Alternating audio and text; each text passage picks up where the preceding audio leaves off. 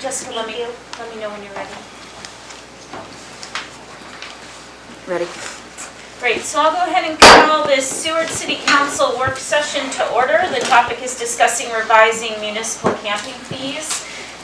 This was an item on our last regular meeting, and then we set this work session to kind of do a deep dive and discuss the fees in more detail.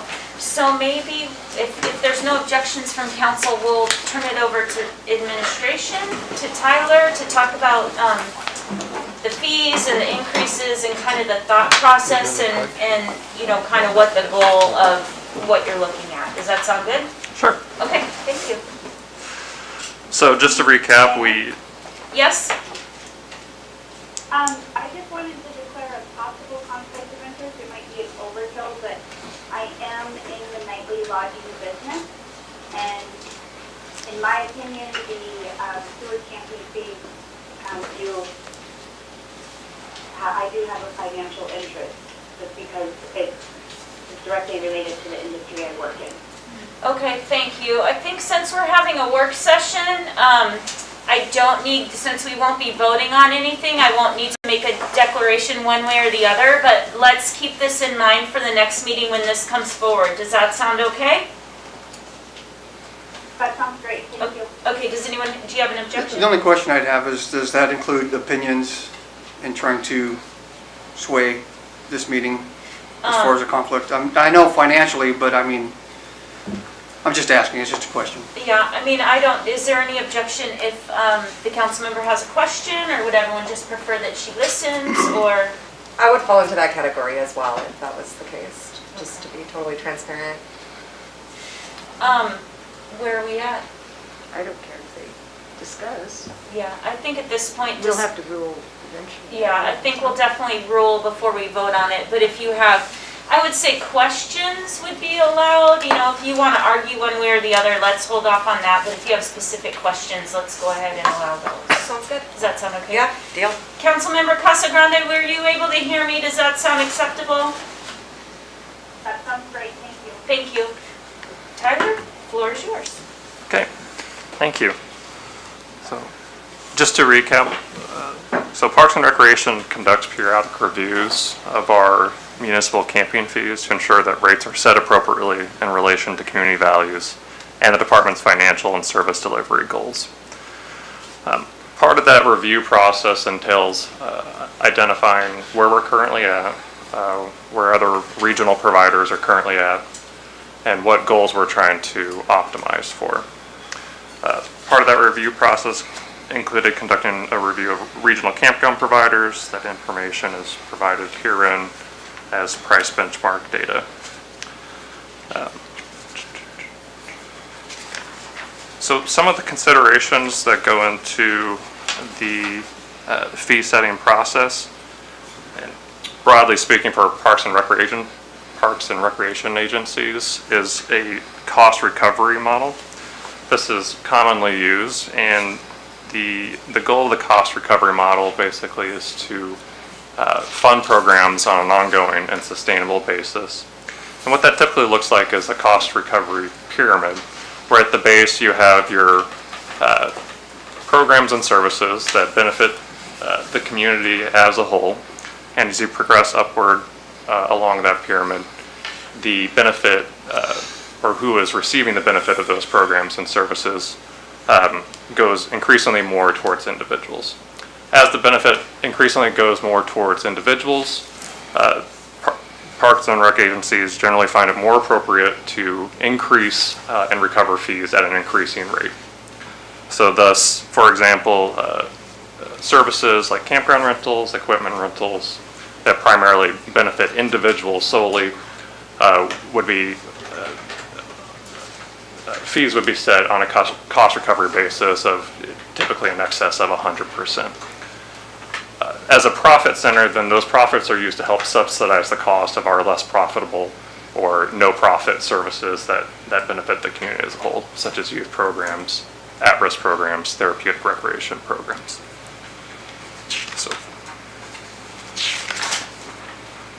So for the rate setting decision-making process for Seward Municipal Campgrounds. We looked at our current fees, again, compare them to regional averages. What went into that survey data, one is looking at the base rates, trying to establish a comparison against the closest comparable site types. For example, we have partial hookup sites, which are water and electric. We have RV dry sites and tent sites. We don't currently have full hookup sites with water, electric, and sewer. There's variation in these definitions across providers. There is no industry standard definition. A partial hookup for another campground might just be electric, or it might just be water, stuff along those lines, or they may have a range of different full hookup sites, such as an ultra premium full hookup site or a premium hookup site. So we try to streamline those categories as closely as possible and provide a range when there was a range and provide averages within those ranges. And then subsequently, I believe, emailed council just some more pricing information. Some of the other factors that go into price benchmarking and what can kind of make it difficult to establish a baseline is there's a lot of different pricing mechanism and methods that providers use, and especially with computer programs, there's algorithms that allow for dynamic pricing, such as increased campground rates on the weekends or around holidays.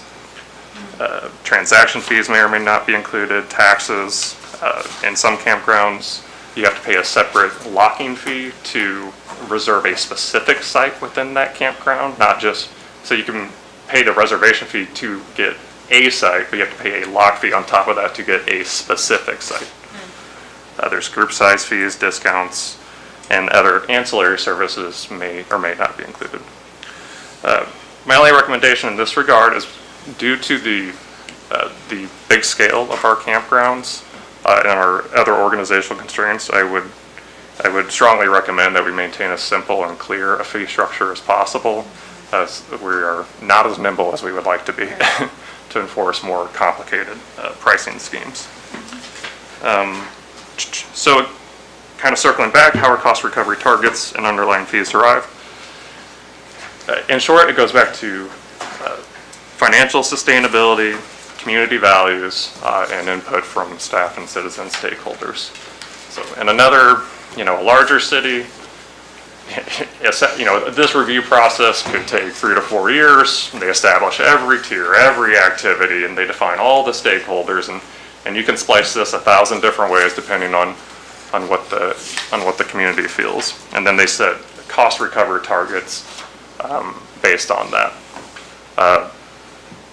Just for background, our cost recovery rate was around 69% for 2019. We're around 67% for the current year. The national average for Parks and Recreation Agency is about 26%. So comparatively, we're doing fairly well. And then beyond that, it's really just a reminder that why are we increasing fees? Why would we increase or decrease fees? And some of the risk of setting fees too low is that users don't value services appropriately. It can make it more challenging for other local providers that are offering similar services, and we may not be financially tenable as a program. In contrast, setting fees too high, we could potentially price out customers. Customers vote with their feet. Even if we don't price them out, they may seek out cheaper alternatives. It can have secondary effects on other businesses here in town who rely on the traffic from our campgrounds. And if we don't provide these corresponding amenities that for charging corresponding higher rates, it can leave a sour taste for customers. So with that said, I'm look to you guys for input and guidance on what direction you'd like to go. Yeah, that was a great summary. I might just ask if the council doesn't mind, and I'll give you an opportunity later, but I'll start off with public if you wanted to have some comments, or I can come back to you in a minute, however you want to handle it.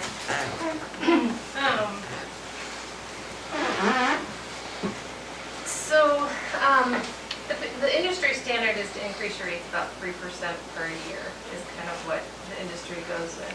I think the last time the rates were increased were maybe about 10 years ago, I'd say. So that being said, I don't think it's the city's intent, but with rates as they are, they're attracting a different economic class. We want people coming to Seward who can afford to stay in the campground at a rate that other people are providing, and then also they can go out on a tour boat, they can go to our restaurants, they can do all these things that bring money back to our park, or back to our city. And right now, the city campground has a reputation of being a party park. And, that's not the kind of people that we want coming to Seward. We want the people, the families, and those kind of people coming to Seward. So then I take it you're in favor of raising rates? Absolutely. Okay, so, and have I you, don't think it's the city's intention, but they're basically undercutting the private sector at their rates right now. There is no way that we could possibly compete at $40 a night. I mean, Sure.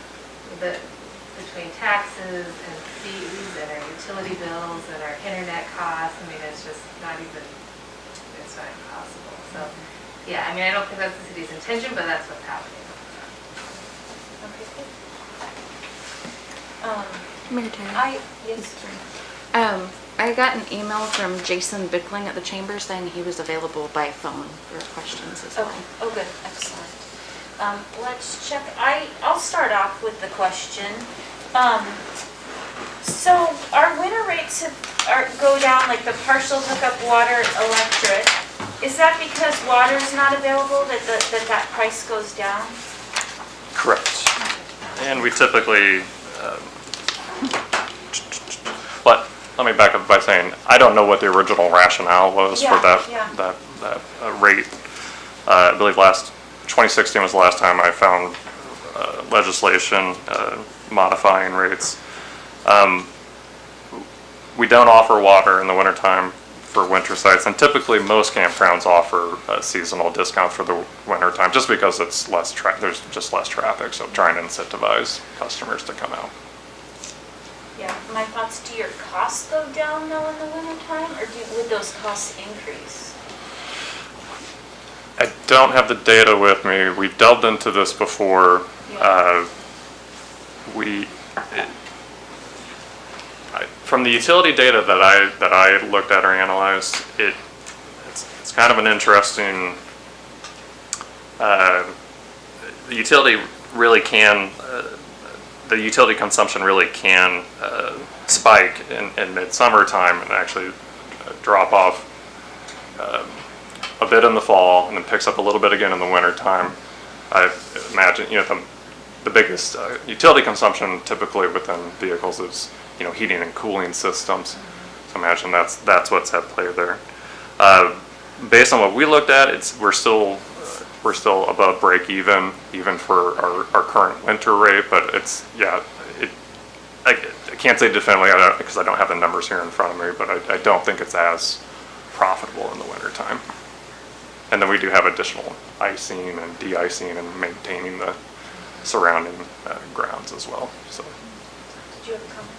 Yeah, so wintertime, a lot of these campers, they don't use their heating systems if they are using the electric sites, which they probably are because there's not a demand, they're wide open. So they all have those little space heaters, which city utilities, it costs about $100 a month to have one of those. So break that down per night, per person. And then the other issue too is the dumpsters are super expensive, and you're not spreading it out between 600 sites. You're only spreading out a dumpster service between, I don't know, maybe you get like 7 people on a weekend. I don't know what the city numbers are, but you're just not getting the same numbers. So it's very expensive to operate in the wintertime. So I'll turn it to council. You had a question? I had a question about the premium RV sites. How is that determined? Just because the view's better and it has that full hookup, or how did you determine which ones are the premium? So, Councilman, that was to determine after analyzing just our nightly lodging rates, historical data. So you can see, you can pull reports even just from this past year that our for instance, our waterfront sites enjoy, anywhere from 20 to 30% more bookings compared to the same site type, just in another location. It's not an exact one-to-one, but there's other locations and features that some sites just happen to be more popular than others, but we wanted to create that class to give us leeway to sort of price those sites appropriately for whichever contain those features. So if that answers your question. Councilmember Osenga? I just wanted to ask about the dumpster situation. I know that we have a huge area that are serviced by many, many dumpsters. In the wintertime, we're not maintaining that many dumpsters, are we? I mean, we're dropping that service down to Correct. 1 or 2 dumpsters in the Correct. wintertime? Okay, I just wanted to make that point, that's all. Vice Mayor? Hi, Tyler, could you tell me how you got to your cost recovery number? I don't know if maybe I did my math wrong, but I came to 53%. Vice Mayor, which number were you Your referring cost to? recovery number was 67%.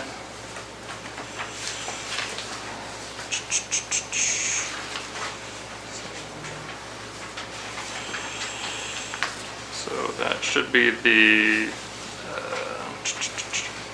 basically it should just be the revenue divided by the expenses. So was that for fiscal year 2019? No, that's year to date. So I'm sorry, I did 2019 because I think that's what you recommended. I should say that first. for 2019, And I just wanted to know how you got to that number. So you took just revenue divided by expenses. Yep. And which changes, so that actually brings up a really great point, because those cost recovery targets can be, it all depends on how you slice it, how you look at the data. So that's for us as a department, as Parks and Recreation as a whole, that's our cost recovery rate is, let's say for fiscal year 2019, it was 69%. But if you actually look at the campgrounds budget alone, just the revenue expenses, just in the campground, that's closer to, what was it, 200-something%. So that, basically what that's saying is that the campgrounds is subsidizing the cost of almost the entire, the rest of our programs. Now, you can look at it that way. Obviously, it's a general fund, so all the funds go back into the general fund. So it's kind of semantics depending on how you look at it. I guess I did gross profit divided by revenue. So, sorry. Councilmember? I'm not sure if I missed her name. I'm sorry, Oh, with I'm all these sorry. masks, I don't know who you are. My name's Bree Dodson, and we own the Seward KLA RV park. Okay, thank you. And this is my husband, Billy Dodson. Okay. I'm sorry. I'm forgot sorry, that with all these masks, I detail. may have known who you were if you didn't have one on, but okay, thank you. Any other questions, any comments? I have a question. This is Councilmember Casagrande. Go ahead. I was just wondering, when I was doing the rate study, I noticed that for a water hookup and riverfront on the Kenai River, and I've never been on the Kenai River before, so it's an honest question, but it was $129 a night. And is the Kenai River a more desirable place than Seward waterfront? I don't know, is that directed to Tyler or just in general? I don't know, I was just told I can only ask questions, so. Kenai River? So For the Reds. I guess I would say that they can probably fish directly from Right. The shores. from their Fishing. shores. I mean, where Seward, you can fish at the shoreline, but I think the fish are more concentrated where there's a river, a freshwater source rather than just along the. I mean, you could camp right by the culvert. I noticed when I was there, I've been working downtown this summer, people are camped there for multiple days by the culvert, because I noticed there was one white tent up next to a RV that I saw, I think, for a couple months. So that being desirable, also being a place where people can access recreation like fishing. I would like to see the prices up a little bit more in line with some of the other waterfront properties. I think that the prices are still low, coming back from the other, from the current rates.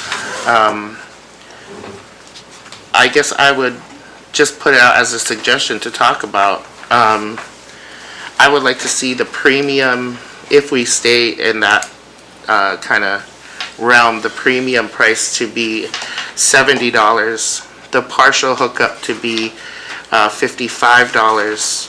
RV dry would be $45 to $50. I'm not sure on that one yet.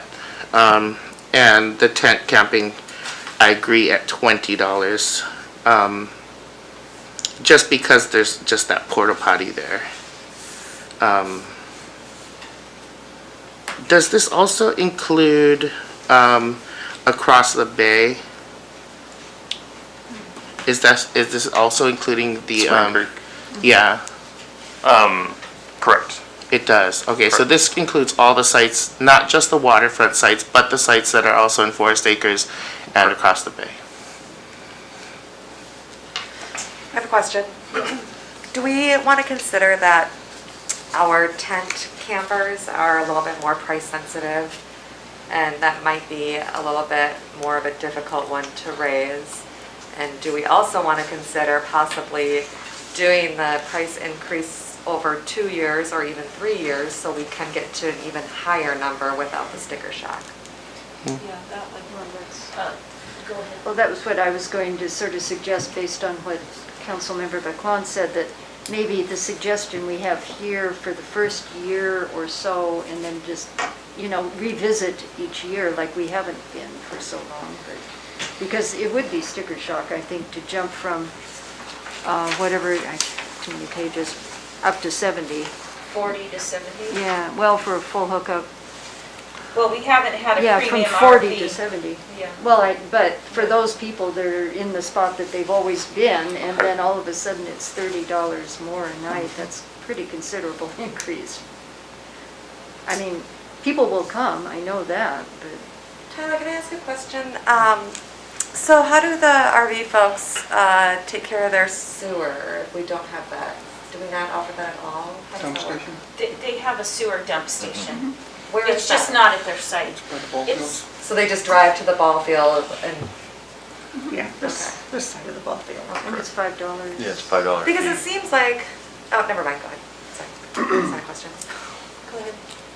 I wonder what council would feel like if we did raise it to the higher prices, but change the rules to not have people have to move. That, I What do you- think, is a problem, because then so the reason why you have people move is because then you have, plywood, and then you have, then you Yeah. have That's a a pallet point. building, and That's then a you point. have this, you want people, even if they have to shift to a different spot, there's nothing as permanent as an RV that gets parked and stays all summer, in my opinion. I know with the tent camping, We'll let the Vice Mayor speak, and then I'll call on you, Casa Grande. I know with the tent camping, that's an issue because it has to do with like lawn mowing and landscaping in that area, so, okay. Okay. Go ahead, Councilmember Casa Grande. This question might be more so for the campground hosts that are there or somebody that knows about RVs, but approximately how many gallons, or maybe for Doug too, how many gallons does an average motorhome sewer tank or black water tank hold? I guess it would be black and gray. And on average, how many gallons does a normal household produce per day? Well, I don't know, but I think every dump being $5, we're not dealing with those fees right now. That's not included in the camping fees. That's under the water sewer study that'll be coming back to us, I'm sure. Okay, I'll throw that question out for future then. Tyler, did did you want to say something? I was just going to say that the stay limit that we currently have in place, that it is a common practice at other parks, state parks, national parks. I think the rationale behind that, in addition to Madam Mayor's explained, yes, there is an issue with people who start turning it into a permanent shelter. And I think it kind of goes back to the intent. What is the intent of the land use? And it's the primary intent for the land use is of a recreational nature. And obviously, we recognize that there's a shortage of housing here in Seward, and we see that. We see that, especially during the summer season time, and people use the campgrounds to supplement their housing needs. All I would suggest is that I would hope that we're, especially for the people who are the most vulnerable and of that socioeconomic class, that would strive to afford them the same health and protection measures that we enforce in building codes for all people. And I know it's a balancing act, so I know we don't want to turn people away, and we don't want to work not work with people, but also we hope it's not viewed as a long-term solution to solve housing needs. Yes. I would caution against that, and keeping the prices still competitive. I did live in Jackson Hole for a winter, and Jackson Hole has a very bad housing problem. Their housing problem was so bad, in fact, that they had to impose on new businesses that they would house a portion of their employees. And what happened was the campgrounds were getting overrun with seasonal workers, and then they would, it would kind of create this like party atmosphere as we spoke about before, and then people, misusing the campground for that. And I know there are people that live down there during the summertime and use that, and I feel that recently too the housing inventory has been significantly increased, and there are better options than living at the campground. I mean, at $20 a day, that's almost $600 a month. I think you could actually find a roommate situation or a housing situation for not much more or the same price. So I think even at the rate of $20 a day, that's not really, who I would be more concerned about are the people in the winter who are living down there. Because those, I feel, are the people who are either year-round living here in the campground, and then, paying that rate to stay down there. Okay, so where are we at? Do we want to rope in the chamber and see, I'm assuming Jason's been watching, and ask if the chamber has, Maybe Jason has suggestions on pricing. Can we reach out to the chamber and see if he has any comments from his members on pricing?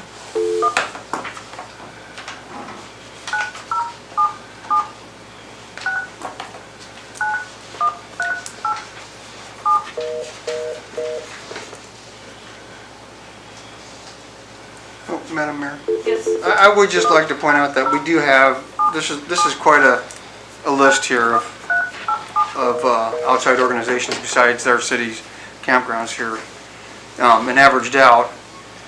The tent averaging out at 34. If I have this is the Alaska current one. right page. So, I guess my point is that what was recommended here, if we're looking at just raising it up and then maybe doing it over years and years looking at it, then I'm comfortable with what they've got suggested as this year's markups. Hey, Jason, if it counts. I agree.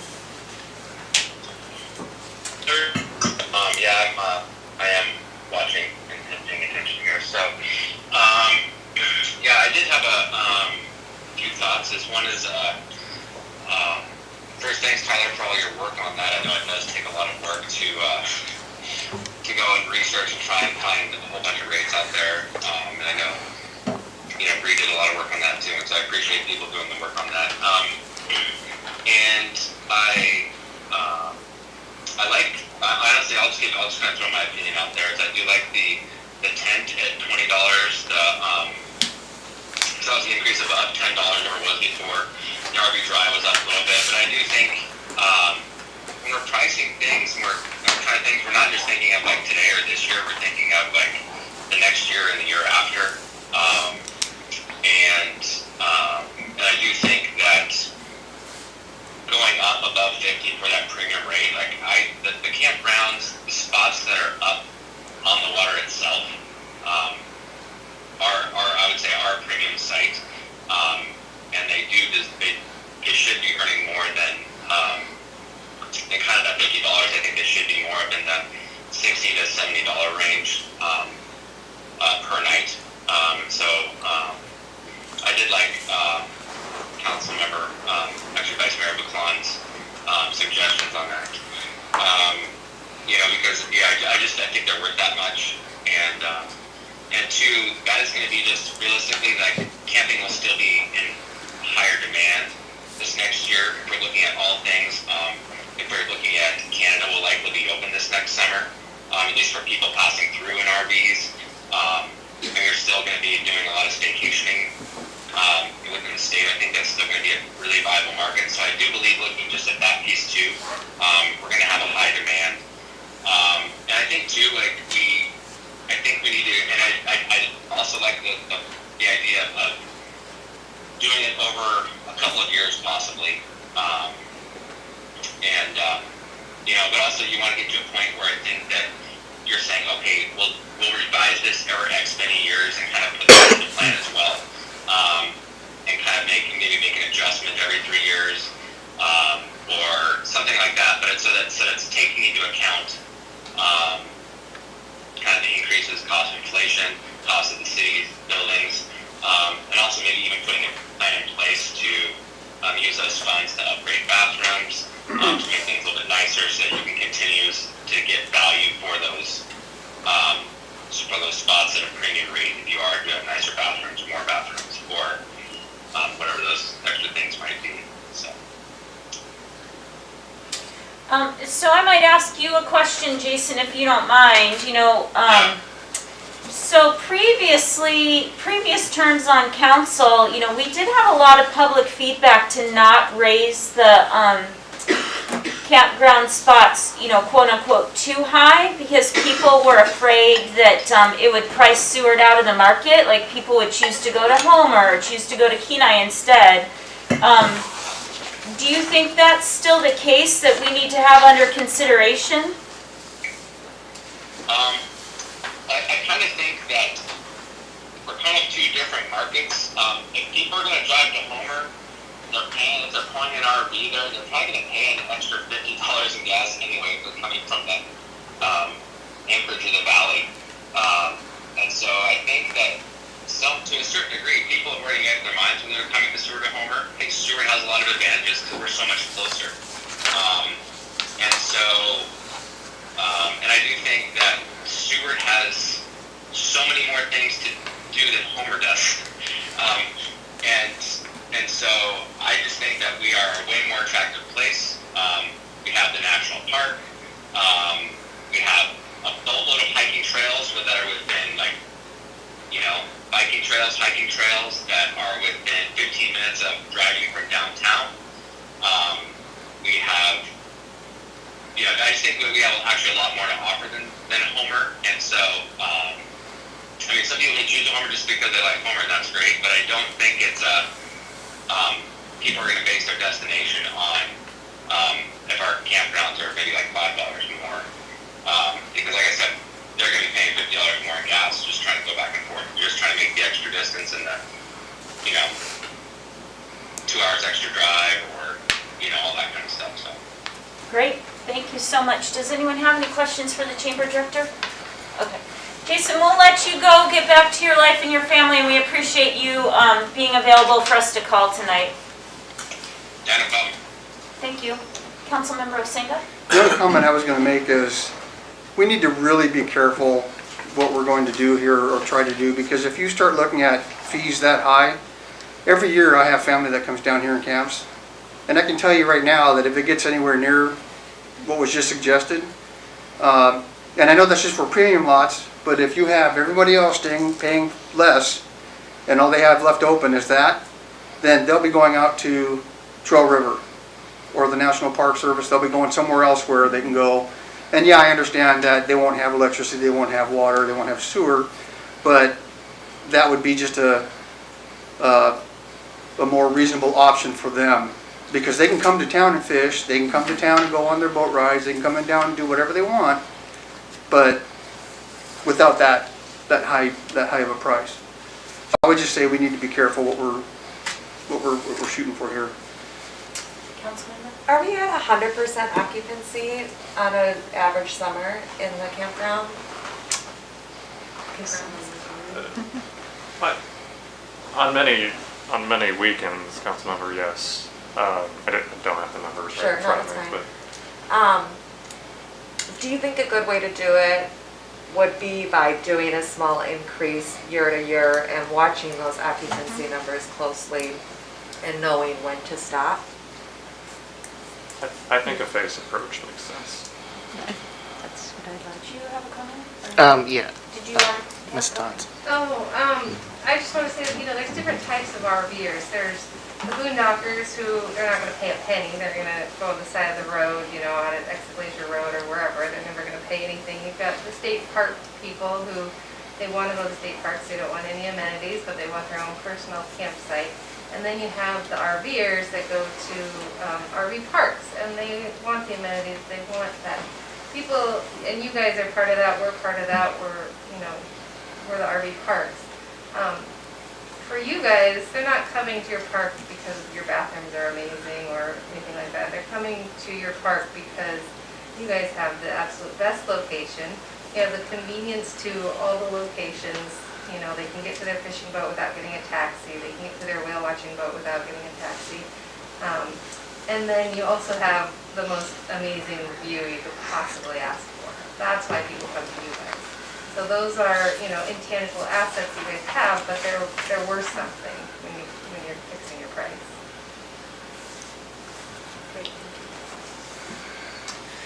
So, where are we? I think there's some folks that think that these fees are a good start, and some folks that maybe think they're just not quite enough.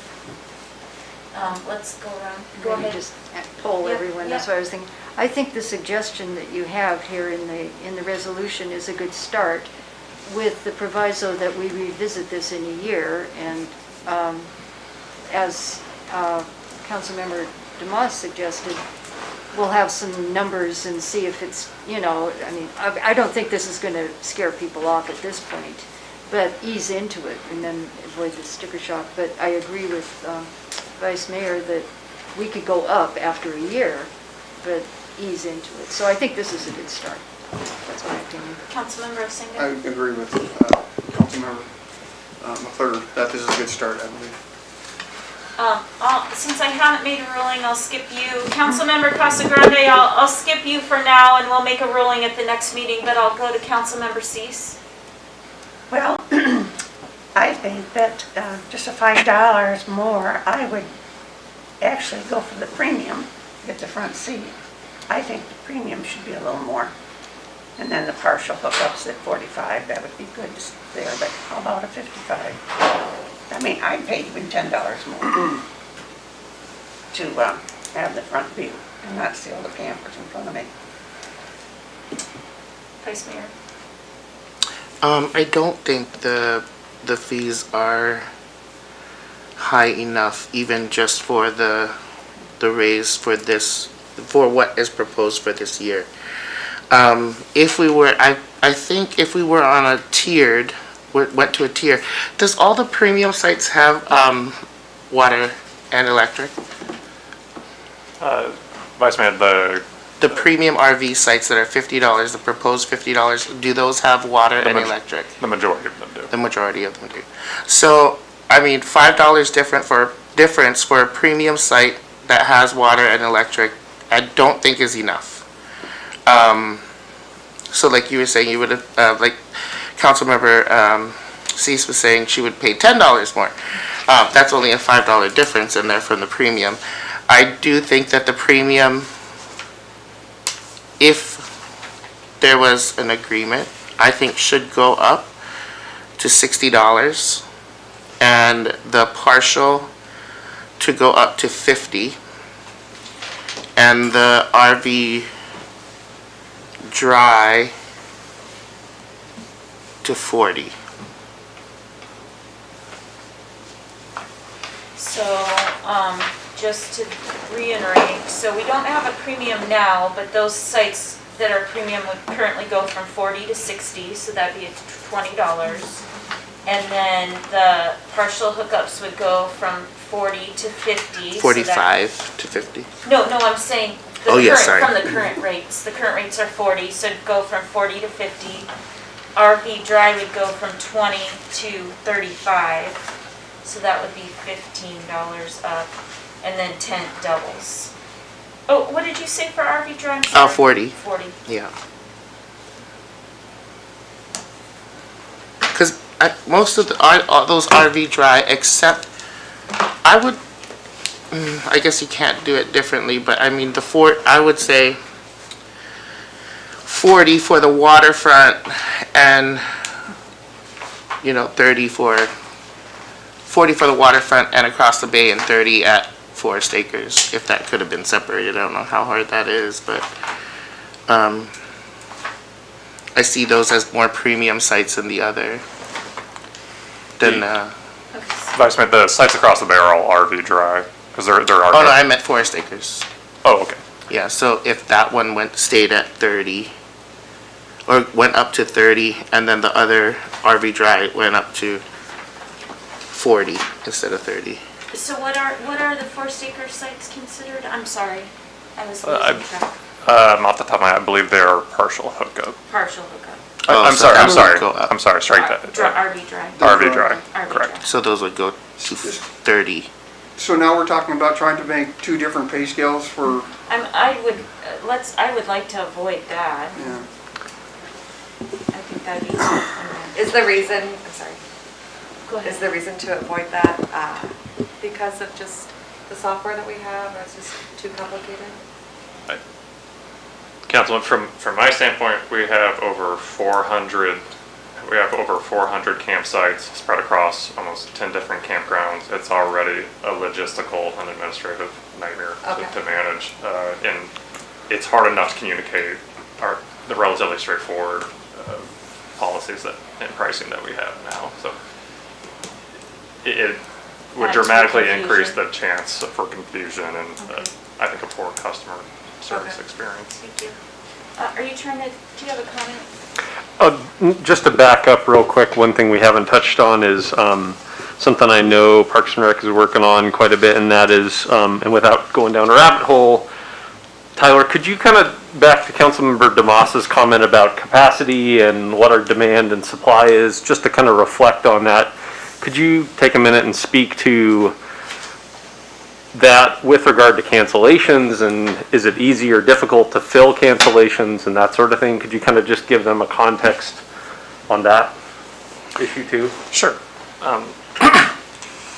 So, as I'm sure you're all aware, we implemented an online reservation system this past year.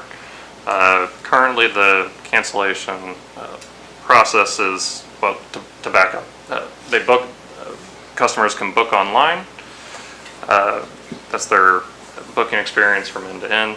The cancellation process, currently they have to call in. We are working with the platform provider right now. We've requested this feature all the way back from even the time that we initiated this contract with them to develop a self-service cancellation feature with for customers. It's the one part of the process that our staff is still actively in the loop for. It's a very labor-intensive part of the process because people, as you can imagine, there's lots of reservation changes, cancellations for these types of reservations. we can experience anywhere around 100 phone calls a day on average throughout the summer season. I mean, just a massive call volume, and especially when we have staffing shortages, constraints, it can be very stressful for our staff to manage that. So we've reviewed this. We're taking a variety of action to try to mitigate that issue. But that is, we've expanded the flexibility of our cancellation policy. We've changed our call intake process. We'll be charging different cancellation and reservation change fees for the upcoming season. Hiring will be different. But that sort of feeds into sort of our capacity and our demand to, I think that Stephen was alluding to, for trying to respond nimbly to customer demands. So, we're working towards that. We're not currently there yet. So simplicity is Sure. invaluable. Thank you for the explanation. Do you have a comment? So basically, from what happened before, people before could not make a reservation. They had to come here, they had to go to a machine, and they had to get a ticket for a campsite. Correct. Right? Now we've switched to making reservations, where now we're facing cancellations, which is causing more work on administration and probably more costs, because now we have to have more people working on this reservation system, more hours put into mitigating people's calls and cancellations. So really, I feel that that's a point made to make up for those costs in responsible raising of the fees. Looking at all the other information, I really do feel that even these proposed fees are very low. And even going up to the 50, 60, 40, 60, 50, 40, and the tent would stay the same, or the proposed 20. I feel that that's reasonable and in line, and to revisit that in a year. We've heard from the KOA, we've heard from Moose Pass Campground, and we know that that is squeezing out private business. The city is in conflict, or in price conflict with private business. Which I might just say, not to interrupt you, which no offense, but we're also considering that we're council members for inside city limits. Again, no offense, I'm taking in all, the local businesses, but I'm trying to also be responsive to just making sure that we're also thinking about inside city limits folks and our inside city limits businesses. So with that said, to the cost of the taxpayer who benefits from the profit of this enterprise fund, to subsidize their parks and recreation activities, as well as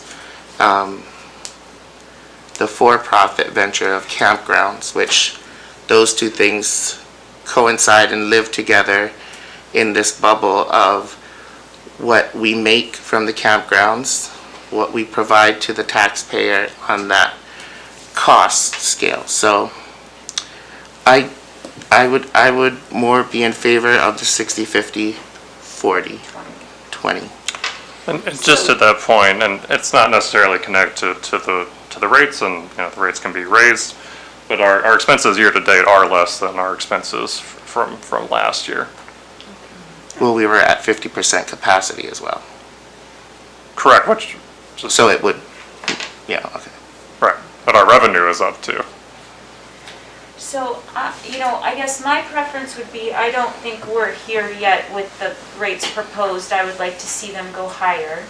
I also hear the concerns of other council members that they don't want to make this much of a jump. I mean, honestly, when we raise fees, do we double fees? We haven't looked at this for a while.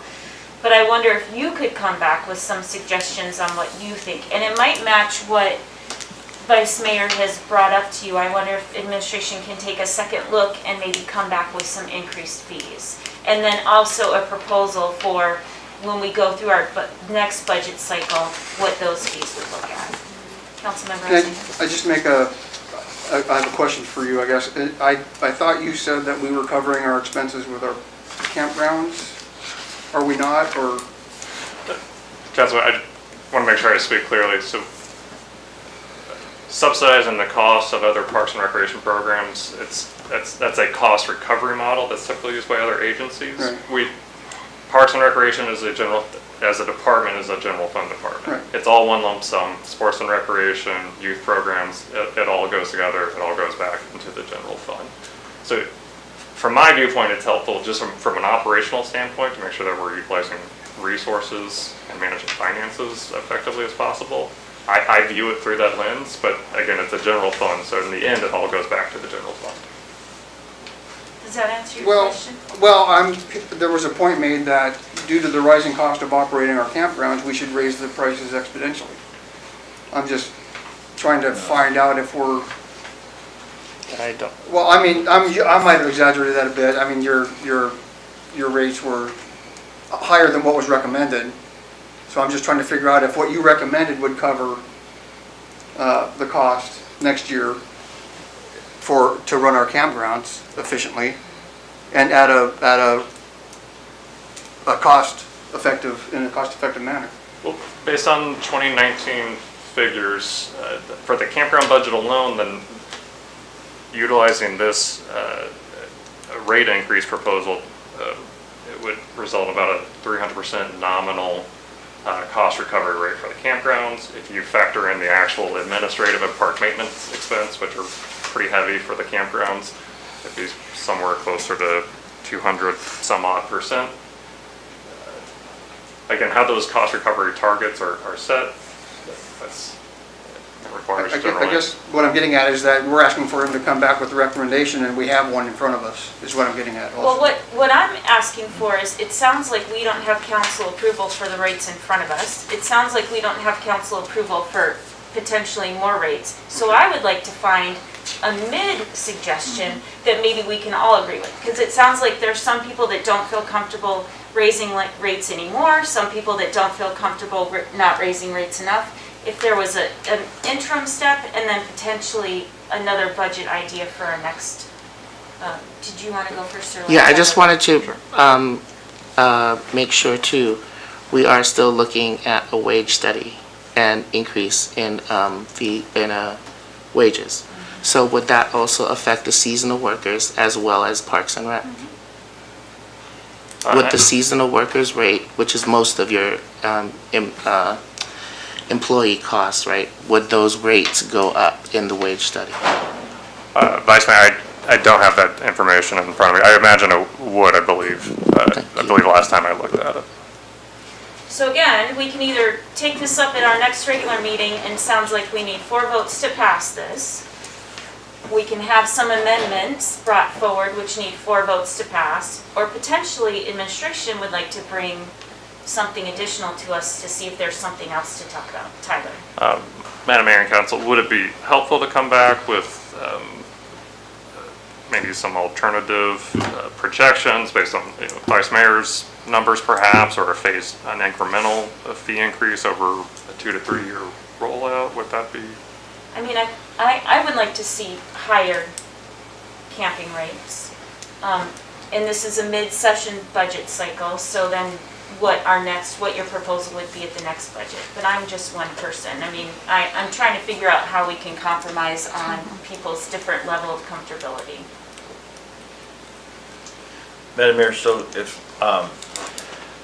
way back when we did the harbor increases in moorage, it was a substantial rate increase.